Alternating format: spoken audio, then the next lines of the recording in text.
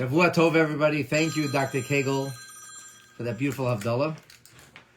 And as we've done in previous Zoom episodes, as per the custom, I'd like to share a story, a miraculous story, a story of tzaddikim, which is the minhag for Motzei Shabbos for Saturday night. So this is a story that I had a front row seat to for a good portion of the story. And the part of the story that I don't have a front row seat to, there's actually video corroboration. And the story goes back about 30 years, 1992, 29 years ago. At the time, I was a yeshiva student, and I had the privilege of serving as one of the senior students. It was called shluchim. We were like sent from the yeshiva on a shlichut from the Rebbe to assist in the activities and the work in the yeshiva in Los Angeles, Yeshiva Oral Chanan Chabad. So our responsibilities also entailed studying with many of the high school students. And that meant that in addition to keeping the regular Sidrei HaYeshiva, in addition to keeping the regular daily schedule, we would oftentimes, in our leisure time, study with some of the younger students.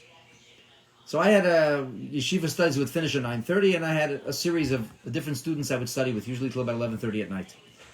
And my last session of the day, every day, was with a young man who was an immigrant from the former Soviet Union. Now, he was not raised observant at all as a child. In fact, he didn't have a bris milah, growing up in communist Russia. And sometime after the Chernobyl nuclear reactor meltdown, sometime after that, they weren't far away from there when it happened, and sometime after, his family managed to emigrate. And they spent a number of months in Europe. I think they were in Vienna, maybe later in Italy, if my memory doesn't fail me, in Ladispoli. And eventually they had relatives in the United States, and they transferred over to the United States, first to New Jersey, and then they went to Chicago. Now, the family that they stayed with, these relatives, whose second cousins, were Shabbat observant Jews. And the young man that I'm going to tell you the story about, I think was 11 years old, 10 or 11 years old, when he left the former Soviet Union, and he spends these few months in transit. And being with these cousins who were Shomer Shabbat, he was very much taken by Yiddishkeit. It was his first exposure to Yiddishkeit. He received the Brit Milah at this advanced age. And he took on the name Meir Shlomo, which is the name of the Rebbe Zayda, Rebbe's mother's father. Rebbe's mother's birthday is actually this week on Tuesday, Chavches Tevis. And Rebbe Tzechana's father was Meir Shlomo, so he took on the Rebbe Tzechana's father's name, and he became an observant Jew by himself. This is quite remarkable. A 10-year-old, 11-year-old boy. When the family left and they began to establish themselves, he informed his family that unless they would allow him to remain observant, he was not going with them. He was going to remain here with the cousins. And as he told me the story, his father said, "I would beat you, but I know it won't help." He's a very, very strong-willed young man. And so I'm going to allow you. We're not very happy about this, but I'll allow you to continue to observe Shabbat and keep kashrut. And to their extraordinary credit, they actually had their home koshered, and they kept a kosher kitchen. And young Meir Shlomo, with his family, took up residence in Chicago, and he made sure that he was enrolled in a parochial school. Now remember, here's a young man who's learning Aleph Beis at the age of 11. So it's not exactly, he's not able to fit into a regular grade, but somehow they tutored him, and for secular studies he excelled, and they were kind of helping him along to catch up to his Hebraic studies, to his Jewish studies. And then when we finished elementary school, he went into the high school, the Skokie Yeshiva, but he wanted to go to a Lubavitch Yeshiva. His connection to Yiddishkeit had come through a family who were Hasidim, Lubavitch Hasidim, and he wanted to go to a Lubavitch Yeshiva. And his parents wanted him to go to a yeshiva that had a very good scholastic program, and that's how he ended up in Los Angeles. It's a very good secular scholastic program, along with a good Judaic program, and he's still playing catch-up. So in 1992, he comes to yeshiva in Los Angeles, and he's a 16-year-old boy at the time, and I think he started off in 9th grade. even though his grade was at 12th grade already. And over the course, very, very bright boy. Over the course of 3 months, he went from 9th grade to 10th grade to 11th grade. And by the time February or March came along, he was already studying alongside his peers in the 12th grade. And we became very close. I remember we learned a hemshech, a continuation of my Marim of the Rebbe Maharash, called Mayim Rabim. And we would study every night from 11 to 11:30. That was our slot. And we would study together. Now, somewhere in June, he fell in the shower, and his arm, somehow he had the shooting pain in his arm, in his left arm, which he didn't pay much attention to. He was a very stoic, strong fellow, and he just continued to move on, but the pain was excruciating. A week later, they went for a graduation trip. The class went to New York. And during the entire trip, it was an excruciating pain, but didn't tell anybody. Several days after they came back from New York, where they spent Shavuot, and near 770, and they spent Shavuot with the Rebbe, the principal of the school was subbing, and he notices this boy, Meir Shlomo, sleeping in class. So he calls him to his office, and he says, what's going on? What's going on? Look, why are you sleeping? You excelled. You did so well. You went through 4 grades in 1 year. You're sleeping in class? He said, look, I don't want to sleep. I just can't sleep at night. He said, I wake up continuously from the pain in my arm. And the principal says, pain? You didn't tell anybody you have pain. He says, well, I didn't tell anybody. I don't like to talk about these things, but I'm really, really in pain. And it's so bad I can't sleep at night. Principal hears, and he knows who this boy is. He hears the story, and he puts him in the car. He said, we're going to Cedar Sinai Hospital. They go to Cedar Sinai Hospital, and about 20 minutes later, the doctors come out. The principal had accompanied this young man to Cedar Sinai, and they're ashen-faced. And they call the principal in for a private consultation. And they said, according to the pictures we just developed, the x-ray, the entire bone is destroyed. The whole bone, the whole inner bone it seems to be a very serious tumor, and we're not 100% sure, but this looks like a deadly cancer. And the prognosis is grim. So obviously the principal was totally floored, and here's where my front seat to the story begins, because the principal drives him back to school, and he takes him out of class. Basically, they had to tell this boy what's going on. His parents are in Chicago. Then they have to call the parents in Chicago and let them know. And he takes him out of class, and he gives me, like, I become in charge of him until we get him home to Chicago. And he's having a total meltdown. Doctors just told him that he's probably going to die. And it's very from what they could see, it seems they're pretty sure it's a very aggressive tumor, and it's eaten up the bone inside his left arm.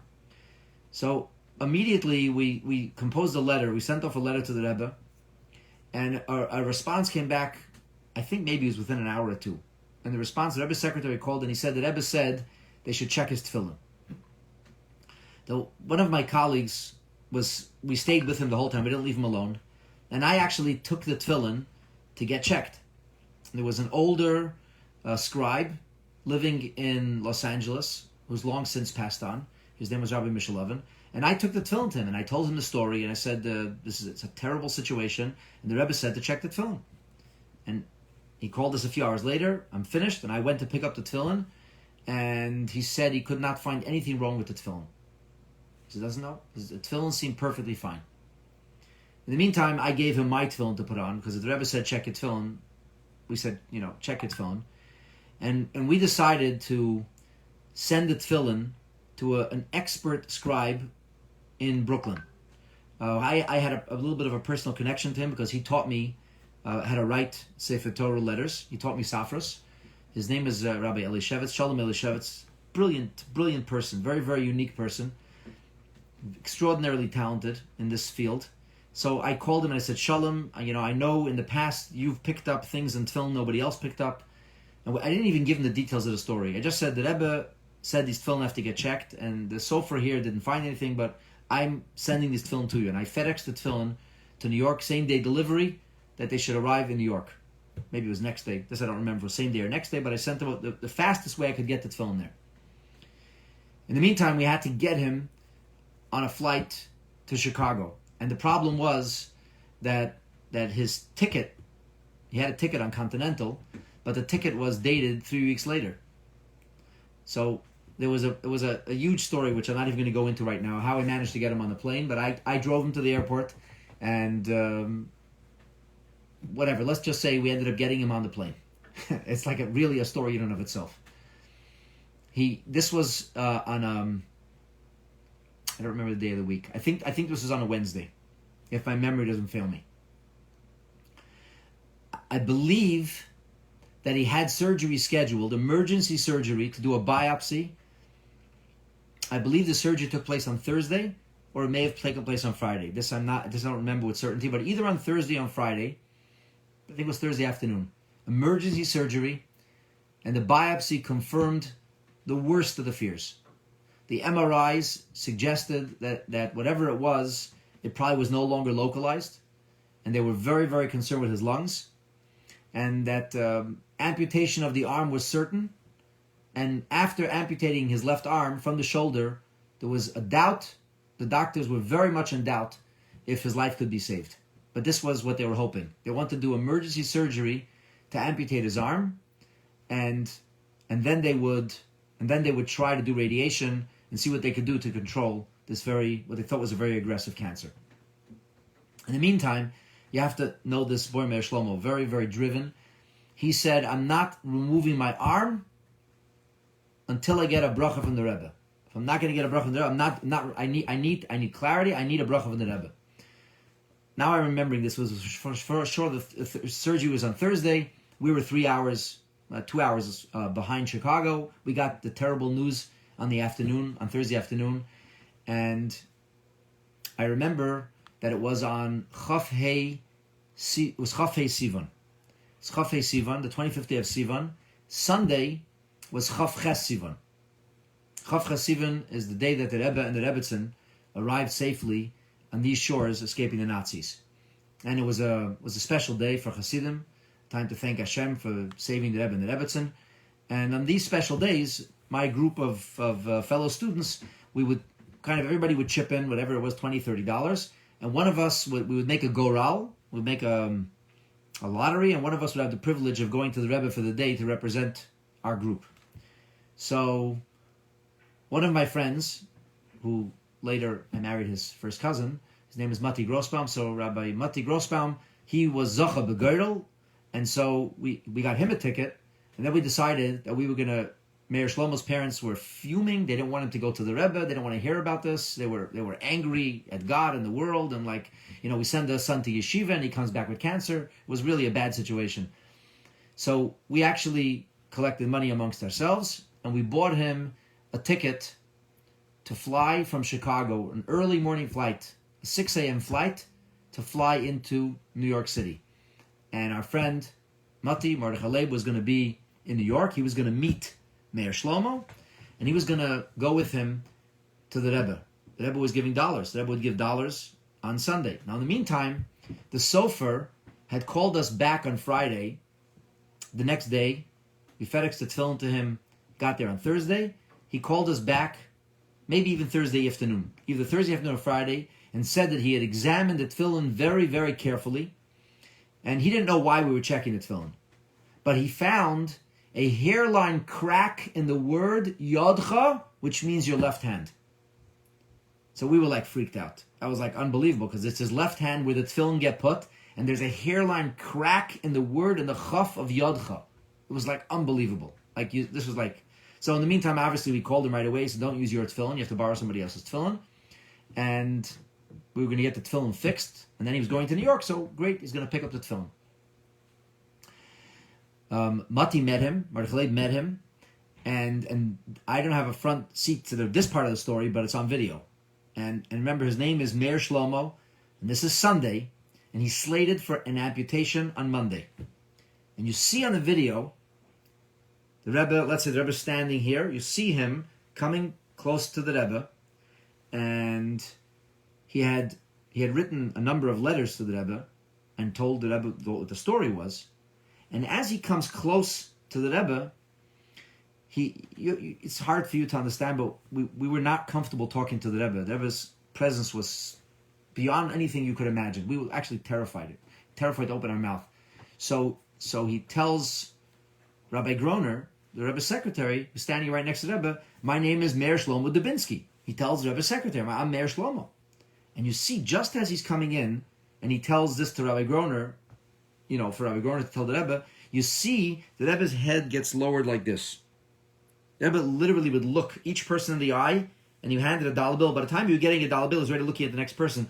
Every person, the Rebbe looked him right in the eye. It was uncanny, incredible, and said bracha v'atzlacha. And as he comes, the Rebbe lowers his head. The Rebbe doesn't look at him, which is really freaky. And you see this on video.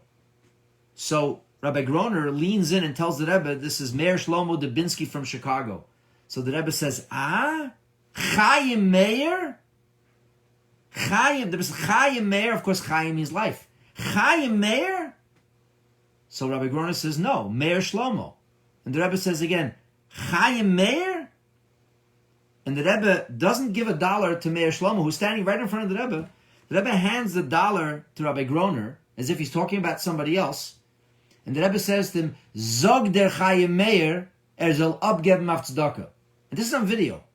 He tell Chaim Meir, the Chaim Meir, that he should give to tzedakah. Now, in the meantime, you see on video, and I also spoke to Meir Shlomo, Chaim Meir, right after. I should call him, really, his name is Chaim Meir now. He told me he flipped out. As soon as he came, the Rebbe lowers his head, everyone look at him. And now the Rebbe's calling him Chaim Meir, and the Rebbe's giving Rabbi Groner a dollar, like as if he doesn't exist. So he began to babble in Russian. He said to the Rebbe, I'm Meir Shlomo, and they want to cut my arm off, and they say I'm going to die, and he's just babbling in Russian. And all of a sudden, and the Rebbe's not looking at him, all of a sudden, the Rebbe looks up like this. You can almost see the Rebbe's hat was lowered. The Rebbe looks up like this, and the Rebbe gives him a dollar and tells him in Russian, healthy news? Then the Rebbe reaches and takes another dollar, and he says something like lebedika news, like life. I think good news, healthy news, or good health news, and something like the equivalent of like spiritual or religious news. $3 like that, and the Rebbe doesn't say a word, nothing else. So we heard the story right away, and the whole thing was just unbelievable. So this boy, Chaim Meir, says, I refuse to have my arm amputated until they do another biopsy. And the doctor's like, are you out of your mind? You're playing with your life? He says, I don't care. I want another biopsy. His parents literally want to kill him. But he's very adamant. And you have to know, this Chaim Meir, a bulldozer can't move him. That's physically, he's like that big guy, like you can't move this guy. So the next morning, he's at the Bnei Reuven Shul, which is the largest Chabad Shul in Chicago. He's given an aliyah, and he's given a new name. They change his name to Chaim Meir. And that afternoon, he has a hastily arranged emergency surgery for a second biopsy, a second doctor, a different doctor does a biopsy. The second doctor comes back with totally different results. He says there is nothing cancerous. This is a condition, the name I don't remember. The bone is rotted. We need to replace the bone like a bone replacement. There is no cancer. There is no tumor. To remove this arm would be an act of pure cruelty. And the first doctor says, you're out of your mind. I have results. And they have a huge argument, these two doctors. And the second biopsy is sent off to Mayo Clinic for analysis. Now, I can't even tell you what was going on in the yeshiva. We were like, the emotions were unbelievable. Man, the highs and lows of the emotions. And you get this news, and he's one of the students we work with, and then the whole yeshiva was in mourning. Like, everybody was so depressed. That was like the most depressing Shabbos. And then all of a sudden we get this news. We heard what happened at the Dollars on Sunday. And then Monday afternoon, we get the news in LA that the second doctor said it's not cancer. I'll never forget the euphoria, the highs and lows, and we were like cautious. Everybody's just afraid to start to be happy. You don't know what to think. On Tuesday, the final analysis comes back from Mayo Clinic. Definitive answer, it is not cancer. The second doctor is right, and there is no reason to remove the arm. The bone has to be replaced. I guess what you would call today the equivalent of a hip replacement. The bone has to be replaced, and there's everything. He should have a full recovery. So in the meantime, the doctors knew the story. They knew the story with the Rebbe, and the surgery was scheduled for Thursday to replace the bone. And he told me, Chaim Meir told me, that he told the doctors, the nurses, that he wants the dollars he got from the Rebbe, he wants to put it under his surgical cap. And they said, well, just put it in plastic, but like whatever you want, because whatever you're doing, it's working. So whatever you want, no problem. And he went to surgery like that with the dollars that he got from the Rebbe under his head. And the surgery was successful, Baruch Hashem. There were no problems, very smooth. And he told me when he woke up from the general anesthetic, he had a meeting with the doctor the next day, and the doctor gave him a bottle of pills.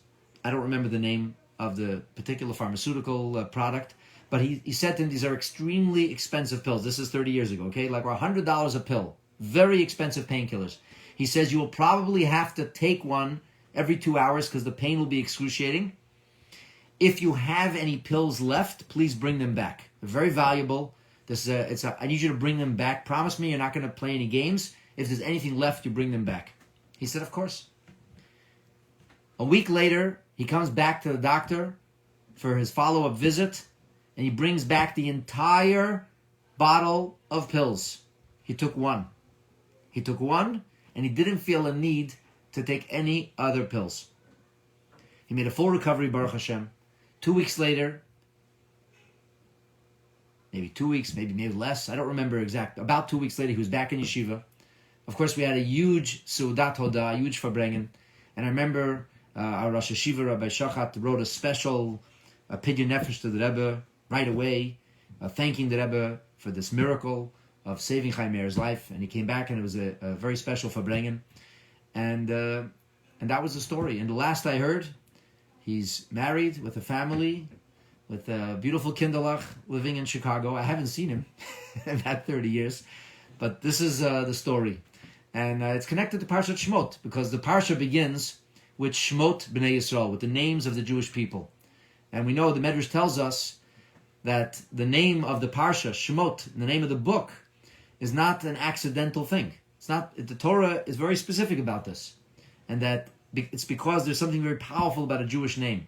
And even our ancestors were very assimilated and did not maintain their Jewish values. But they did maintain their Jewish names. So this is the power of a Jewish name. And we know already from the time of Avram and Sarah that a name change or a name modification could result in a new mazel and new blessings. And we know that Yaakov Avinu has 2 names, and there's a big deal about his name change. And of course, we had children of Avram, Yitzchak, and Yaakov, and Sarah, Rivka, Rachel, and Leah. Not Avram, but Avraham, and not Sarah, but Sarah. And that the names we have are very meaningful. We should be proud of our names. We should use our Jewish names. And we should know that our Jewish names are the faucet, if you will, or the vehicle, a point of diffusion for Hashem's blessings that come for us.